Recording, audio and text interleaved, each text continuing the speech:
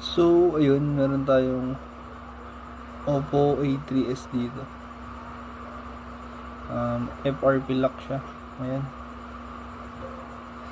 So, nireset po ito at so, FRP lock. So, bali, maghahanap siya ng Google account na dating naka-connect dito. Nakalagay. So, i-bypass natin to. Ayan. So, back lang natin. So, yan. Pinitin lang natin to emergency call. And then, ito yung secret code. Dadaan natin yung secret code. Asterisk. Number sign. And then, 812. Then, number sign. Ayan. Pag Oppo yung phone nyo, FRP lock. So, ayan. Ganyan po yung ating So, may lalabas na Chinese character yan. Siyempre, din natin maintindihan yan. Click lang natin. So, ayan.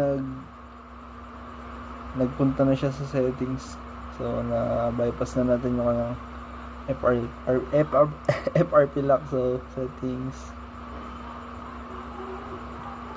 And then, languages.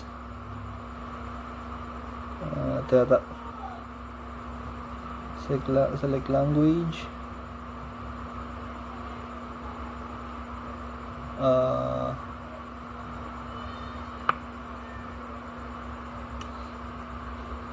Ito bang language? Ito language.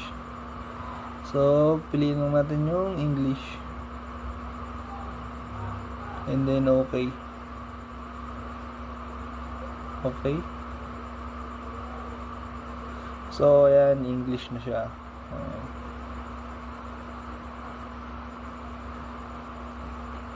So, back lang natin.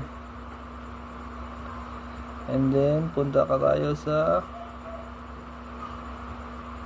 additional settings, backup and reset.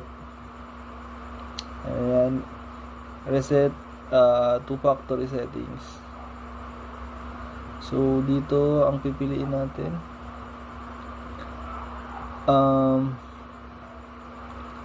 Erase all content and settings. So, ito. Click lang natin yan. So, mawawala po lahat talaga to. Lahat ng files, mabubura lahat yan.